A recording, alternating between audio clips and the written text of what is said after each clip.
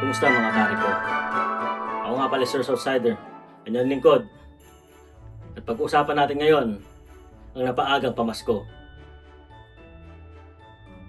mula sa LTO. Hindi lang isa, kundi dalawa.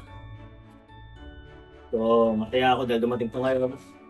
Although, kung natatandaan nyo, nag-post ako sa Facebook page ko no August. So, ibig sabihin, August ko to in-apply. At December ngayon, dumating na. It's been 4 months since August, September, October, November, December. Kala ko hindi na natin, kala ko scam dahil nagbayad ako sa GCash. Pero, nandito na. Inbox natin, tingnan natin kung tama nga yung mga plakang pinadala at kung bago na. Sige.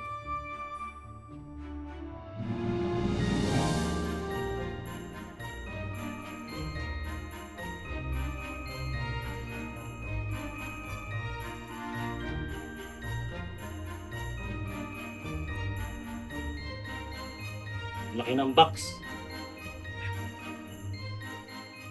Pero liit ng plaka. Uy.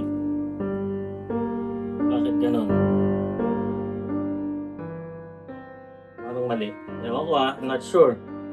Bakit ganito yung plaka? Iba. Ano na kung nagbago na.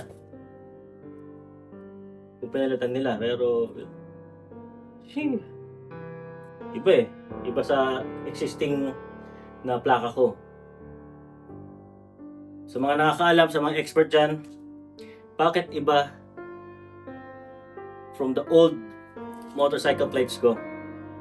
Bakit iba na to ngayon? Although may certification mula sa LTO. This is the management of plate number change. Okay, nagbago daw. So, new plate number nga talaga daw to.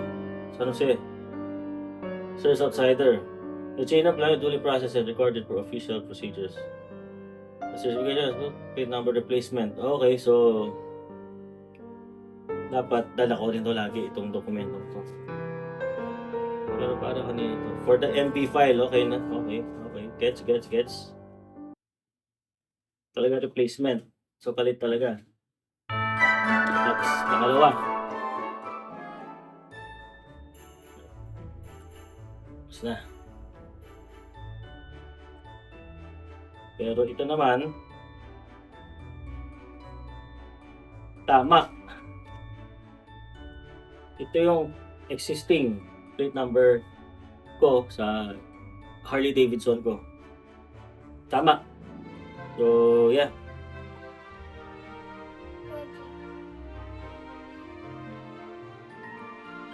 Okay. So, nakuha na natin itong dalawang plate number. Galing sa LTO. Ito na yung bagong black and white. Yung isa legit. Ito yung current plate number ko. Ito naman isa replacement. May kasamang documentation na nagpalit daw ng change plate number. So yeah. Maraming salamat. Like, comment, and subscribe. Happy holidays sa inyong lahat. Pero bago ang lahat, bigyan mo muna ako dyan ng isang malupit. Tara, lagarin na natin ito.